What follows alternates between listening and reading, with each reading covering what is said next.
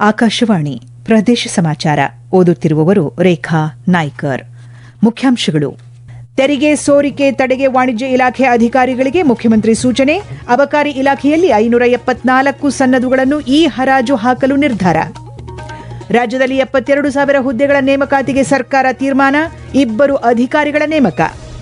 ಉಪರಾಷ್ಟಪತಿ ಸಿಪಿ ರಾಧಾಕೃಷ್ಣನ್ ನಾಳೆಯಿಂದ ರಾಜ್ಯ ಪ್ರವಾಸ. ಬೆಂಗಳೂರು ನಗರ ವಿಶ್ವವಿದ್ಯಾನಿಲಯದ ಕೆಂಪೇಗೌಡ ಜಯಂತಿಯಲ್ಲಿ ಭಾಗಿ. ಬಿಡದಿ ಟೌನ್ಶಿಪ್ ವಿರುದ್ಧ ಬಿಜೆಪಿ ಹೋರಾಟ ನಡೆಸಲು ನಿರ್ಧಾರ. ನಾಳೆ ಬೆಂಗಳೂರಿನಲ್ಲಿ ಅಧಿಕೃತ ಘೋಷಣೆ. ಇದೇ 30ರಿಂದ ಕರಾವಳಿ ಹಾಗೂ ಮಲೆನಾಡಿನಲ್ಲಿ ಮಳೆಯ ಪ್ರಮಾಣ ಏರಿಕೆ ಸಾಧ್ಯತೆ. ಹವಾಮಾನ ಇಲಾಖೆ ಮುನ್ಸೂಚನೆ. ಯಾವುದೇ ಸರಕು ಸಾಗಣೆ ವಾಹನವು ಅಗತ್ಯ ದಾಖಲೆಗಳಿಲ್ಲದೆ ಚೆಕ್ಪೋಸ್ಟ್ ಅಥವಾ ರಾಜ್ಯದ ಗಡಿಯನ್ನು ದಾಟಬಾರದು ಎಂದು ಮುಖ್ಯಮಂತ್ರಿ ಡಿಕೆ ಶಿವಕುಮಾರ್ ಸೂಚಿಸಿದ್ದಾರೆ. ಬೆಂಗಳೂರಿನಲ್ಲಿ ಇಂದು ನಡೆದ ವಾಣಿಜ್ಯ ಇಲಾಖೆಯ ಪ್ರಗತಿ ಪರಿಶೀಲನಾ ಸಭೆಯಲ್ಲಿ ಮಾತನಾಡಿದ ಅವರು, ಅಧಿಕಾರಿಗಳು ತೆರಿಗೆ ಸೋರಿಕೆಗೆ ಅವಕಾಶ ನೀಡಬಾರದು. ಪ್ರಾಮಾಣಿಕ ತೆರಿಗೆದಾರರಿಗೆ ಯಾವುದೇ ರೀತಿಯ ತೊಂದರೆ ನೀಡದಂತೆ ಸೂಚನೆ ನೀಡಿದ್ದಾರೆ. ಜಿಎಸ್ಟಿ ಸಂಗ್ರಹದಲ್ಲಿ 9% ಪ್ರಗತಿಯಾಗಿದ್ದು, ರಾಜ್ಯ ದೇಶದಲ್ಲೇ 2ನೇ ಸ್ಥಾನದಲ್ಲಿದ್ದು, ಗುಜರಾತ್, ತಮಿಳುನಾಡು, ಹರಿಯಾಣ ರಾಜ್ಯಗಳಿಗಿಂತ ಹೆಚ್ಚು ಪ್ರಗತಿ ಹೊಂದಿರುವುದು ಸಂತಸ ತಂದಿದೆ ಎಂದು ತಿಳಿಸಿದ್ದಾರೆ.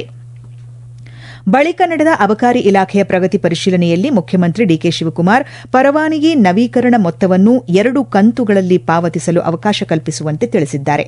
ಹೊಸದಾಗಿ 574 ಸನ್ನದುಗಳನ್ನು ಹರಾಜು ಹಾಕಲು ನಿರ್ಧರಿಸಲಾಗಿದೆ. ಅಧಿಕಾರಿಗಳು ಸರ್ಕಾರದ ಘನತೆ ಉಳಿಸುವ ವೃತ್ತಿಪರತೆ ಪ್ರದರ್ಶಿಸುವಂತೆ ಸಲಹೆ ನೀಡಿದ ಮುಖ್ಯಮಂತ್ರಿ, ಇಲ್ಲವಾದಲ್ಲಿ ಕಠಿಣ ಕ್ರಮ ಕೈಗೊಳ್ಳಲಾಗುವುದು ಎಂದು ಎಚ್ಚರಿಕೆ ನೀಡಿದ್ದಾರೆ. ರಾಜ್ಯದಲ್ಲಿ 72,000 ಹುದ್ದೆಗಳ ನೇಮಕಾತಿಗೆ ಸರ್ಕಾರ ಮುಂದಾಗಿದೆ. ಈ ಕುರಿತಂತೆ ಬೆಂಗಳೂರಿನಲ್ಲಿ ಇಂದು ಸುದ್ದಿಗಾರರೊಂದಿಗೆ ಮಾತನಾಡಿದ ಉಪಮುಖ್ಯಮಂತ್ರಿ ಡಾ ಜಿ. ಪರಮೇಶ್ವರ್, ಚುನಾವಣೆ ಪ್ರಣಾಳಿಕೆಯಲ್ಲಿ ಹೇಳಿದಂತೆ ಖಾಲಿ ಇರುವ ಹುದ್ದೆಗಳ ಭರ್ತಿ ಅನೇಕ ಕಾರಣಗಳಿಂದ ವಿಳಂಬವಾಗಿತ್ತು. ಅದರಲ್ಲೂ ಒಳ ಮೀಸಲಾತಿ ದೊಡ್ಡ ಸಮಸ್ಯೆಯಾಗಿತ್ತು. ಇದೀಗ 72,000 ಹುದ್ದೆಗಳ ನೇಮಕ ಸಂಬಂಧ ತೀರ್ಮಾನಿಸಲಾಗಿದ್ದು, 2 ಅಧಿಕಾರಿಗಳನ್ನು ನೇಮಕ ಮಾಡಲಾಗಿದೆ ಎಂದು ತಿಳಿಸಿದ್ದಾರೆ. ಇದೇ ವೇಳೆ ಬಿಡದಿ ಟೌನ್ಶಿಪ್ ವಿಚಾರದಲ್ಲಿ ರೈತರನ್ನು ಒಕ್ಕಲೆಬ್ಬಿಸುವ ವಿಚಾರವೇ ಇಲ್ಲ ಎಂದು ಹೇಳಿದ್ದಾರೆ. ರೈತರನ್ನು ಒಕ್ಕಲೆಬ್ಬಿಸಿ ಟೌನ್ಶಿಪ್ ನಿರ್ಮಾಣ ಮಾಡುವುದರಲ್ಲಿ ಯಾವುದೇ ಅರ್ಥವಿಲ್ಲ ಎಂದು ಹೇಳಿದ್ದಾರೆ. ಬೆಂಗಳೂರಿನ ಮೇಲೆ ಸಂಚಾರ ದಟ್ಟಣೆ ಸೇರಿದಂತೆ ಅನೇಕ ಒತ್ತಡವಿದೆ. ನೈಸ್ ಯೋಜನೆ ಸಂದರ್ಭದಲ್ಲಿ ಬೆಂಗಳೂರು ಸುತ್ತಮುತ್ತ 7 ಟೌನ್ಶಿಪ್ ಮಾಡಬೇಕು ಎಂಬ ಪ್ರಸ್ತಾವನೆ ಇತ್ತು. ಬಿಡದಿ ಟೌನ್ಶಿಪ್ ಆದರೆ ಸಂಚಾರ ದಟ್ಟಣೆ ಸ್ವಲ್ಪ ಸುಧಾರಿಸಬಹುದು ಎಂದು ಉಪಮುಖ್ಯಮಂತ್ರಿ ಆಶಾಭಾವನೆ ವ್ಯಕ್ತಪಡಿಸಿದ್ದಾರೆ. ಉಪರಾಷ್ಟಪತಿ ಸಿಪಿ ರಾಧಾಕೃಷ್ಣನ್ ನಾಳೆ ರಾಜ್ಯ ಪ್ರವಾಸ ಕೈಗೊಳ್ಳಲಿದ್ದು, ಬೆಂಗಳೂರು ನಗರ ವಿಶ್ವವಿದ್ಯಾನಿಲಯದಲ್ಲಿ ನಾಡಪ್ರಭು ಕೆಂಪೇಗೌಡ ಅವರ 517ನೇ ಜಯಂತಿಯಲ್ಲಿ ಪಾಲ್ಗೊಳ್ಳಲಿದ್ದಾರೆ. ನಾಡಿದ್ದು ಬೆಂಗಳೂರಿನ ಕಂಠೀರವ ಕ್ರೀಡಾಂಗಣದಲ್ಲಿ ಹಮ್ಮಿಕೊಳ್ಳಲಾಗಿರುವ ರಾಜೀವ್ ಗಾಂಧಿ ಆರೋಗ್ಯ ವಿಜ್ಞಾನ ವಿಶ್ವವಿದ್ಯಾಲಯದ 30ನೇ ಸಂಸ್ಥಾಪನಾ ದಿನಾಚರಣೆ ಹಾಗೂ ನಶಾಮುಕ್ತ ಭಾರತ ಕಾರ್ಯಕ್ರಮದಲ್ಲಿ ಉಪರಾಷ್ಟಪತಿಯವರು ಭಾಗವಹಿಸಲಿದ್ದಾರೆ.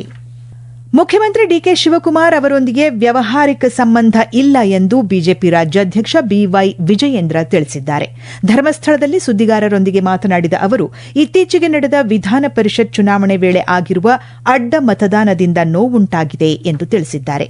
ಬಿಡದಿ ಟೌನ್ಶಿಪ್ ಕುರಿತಂತೆ ಪ್ರತಿಕ್ರಿಯಿಸಿದ ಅವರು, ರೈತರನ್ನು ಯಾವುದೇ ಕಾರಣಕ್ಕೂ ಒಕ್ಕಲೆಬ್ಬಿಸಲು ಬಿಡುವುದಿಲ್ಲ ಎಂದು ತಿಳಿಸಿದ್ದಾರೆ. ಬಿಡದಿ ಟೌನ್ಶಿಪ್ ವಿರುದ್ಧ ಬಿಜೆಪಿ ಹೋರಾಟ ನಡೆಸಲಿದ್ದು, ಈ ಬಗ್ಗೆ ನಾಳೆ ಬೆಂಗಳೂರಿನಲ್ಲಿ ಘೋಷಣೆ ಮಾಡಲಾಗುವುದು ಎಂದು ಸ್ಪಷ್ಟಪಡಿಸಿದ್ದಾರೆ. ಆಕಾಶವಾಣಿಯ ಜನಪ್ರಿಯ ಮಾಸಿಕ ಕಾರ್ಯಕ್ರಮ ಮನ್ ಕಿ ಬಾತ್ನಲ್ಲಿ ಇದೇ ಭಾನುವಾರ ಬೆಳಿಗ್ಗೆ 11 ಗಂಟೆಗೆ ಪ್ರಧಾನಿ ನರೇಂದ್ರ ಮೋದಿ ಅವರು ದೇಶ ವಿದೇಶಗಳಲ್ಲಿರುವ ಭಾರತೀಯರನ್ನು ಉದ್ದೇಶಿಸಿ ತಮ್ಮ ಮನದ ಮಾತನ್ನು ಹಂಚಿಕೊಳ್ಳಲಿದ್ದಾರೆ. ಇದು ಮನ್ ಕಿ ಬಾತ್ನ 135ನೇ ಆವೃತ್ತಿಯಾಗಿದೆ. ಈ ಕಾರ್ಯಕ್ರಮ ಆಕಾಶವಾಣಿ ಮತ್ತು ದೂರದರ್ಶನದ ಎಲ್ಲಾ ವಾಹಿನಿಗಳು, ಆಕಾಶವಾಣಿ ಸುದ್ದಿ ಜಾಲತಾಣ ಮತ್ತು ನ್ಯೂಸ್ ಆನ್ ಏರ್ ಮೊಬೈಲ್ ಅಪ್ಲಿಕೇಶನ್ನಲ್ಲಿ ಪ್ರಸಾರವಾಗಲಿದೆ.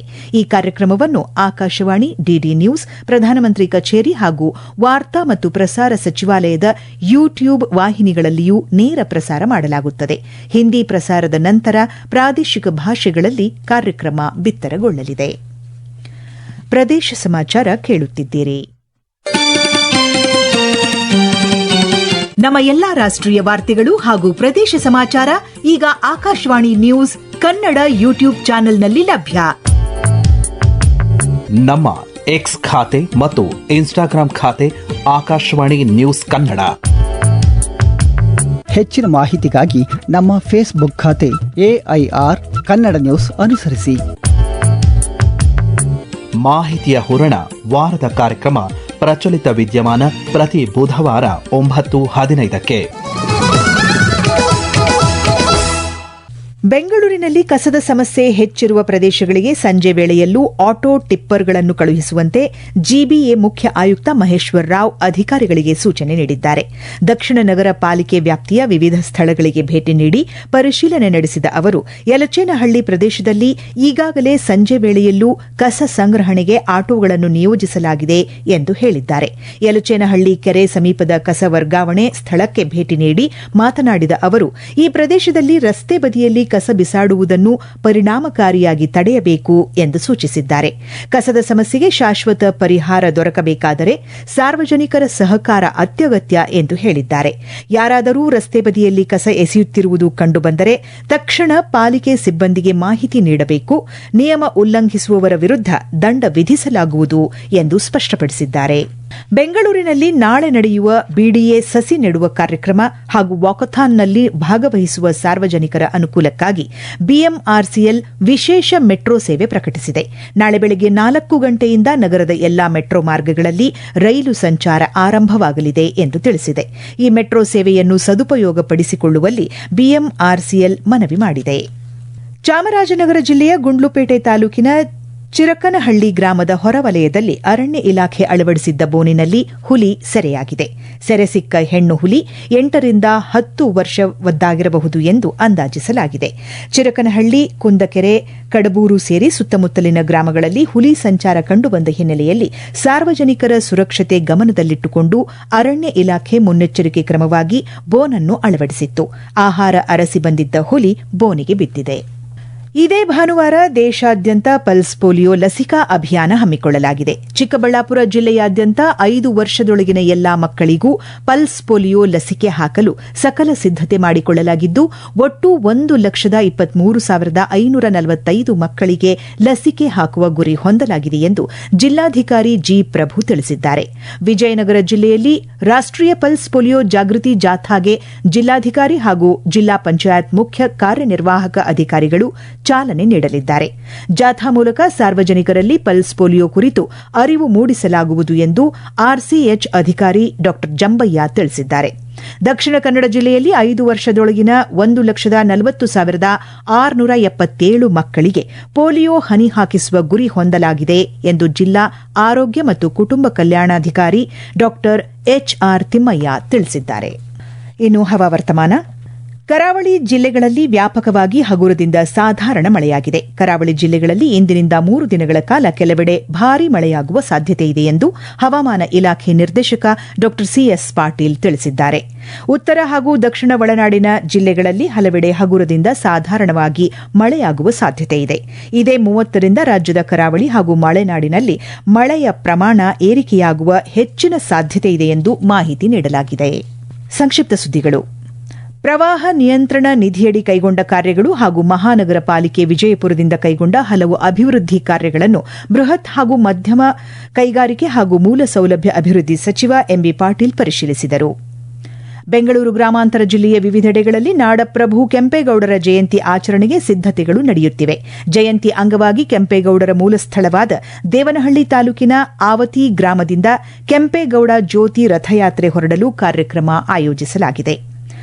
ಮೈಸೂರು ಜಿಲ್ಲೆ ನಂಜನಗೂಡು ತಾಲೂಕು ಗ್ಯಾರಂಟಿ ಅನುಷ್ಠಾನ ಸಮಿತಿ ವತಿಯಿಂದ ನಡೆದ ಅಂತಾರಾಷ್ಟೀಯ ಮಹಿಳಾ ದಿನಾಚರಣೆ ಕಾರ್ಯಕ್ರಮವನ್ನು ನಗರಾಭಿವೃದ್ಧಿ ಸಚಿವ ಡಾ ಯತೀಂದ್ರ ಸಿದ್ದರಾಮಯ್ಯ ಉದ್ಘಾಟಿಸಿದರು. ಕೊನೆಯಲ್ಲಿ ಮತ್ತೊಮ್ಮೆ ಮುಖ್ಯಾಂಶಗಳು. ತೆರಿಗೆ ಸೋರಿಕೆ ತಡೆಗೆ ವಾಣಿಜ್ಯ ಇಲಾಖೆ ಅಧಿಕಾರಿಗಳಿಗೆ ಮುಖ್ಯಮಂತ್ರಿ ಸೂಚನೆ. ಅಬಕಾರಿ ಇಲಾಖೆಯಲ್ಲಿ 574 ಸನ್ನದುಗಳನ್ನು ಹರಾಜು ಹಾಕಲು ನಿರ್ಧಾರ. ರಾಜ್ಯದಲ್ಲಿ 72,000 ಹುದ್ದೆಗಳ ನೇಮಕಾತಿಗೆ ಸರ್ಕಾರ ತೀರ್ಮಾನ. 2 ಅಧಿಕಾರಿಗಳ ನೇಮಕ. ಉಪರಾಷ್ಟಪತಿ ಸಿಪಿ ರಾಧಾಕೃಷ್ಣನ್ ನಾಳೆಯಿಂದ ರಾಜ್ಯ ಪ್ರವಾಸ. ಬೆಂಗಳೂರು ನಗರ ವಿಶ್ವವಿದ್ಯಾನಿಲಯದ ಕೆಂಪೇಗೌಡ ಜಯಂತಿಯಲ್ಲಿ ಭಾಗಿ. ಬಿಡದಿ ಟೌನ್ಶಿಪ್ ವಿರುದ್ಧ ಬಿಜೆಪಿ ಹೋರಾಟ ನಡೆಸಲು ನಿರ್ಧಾರ. ನಾಳೆ ಬೆಂಗಳೂರಿನಲ್ಲಿ ಅಧಿಕೃತ ಘೋಷಣೆ. ಇದೇ 30ರಿಂದ ಕರಾವಳಿ ಹಾಗೂ ಮಲೆನಾಡಿನಲ್ಲಿ ಮಳೆಯ ಪ್ರಮಾಣ ಏರಿಕೆ ಸಾಧ್ಯತೆ. ಹವಾಮಾನ ಇಲಾಖೆ ಮುನ್ಸೂಚನೆ.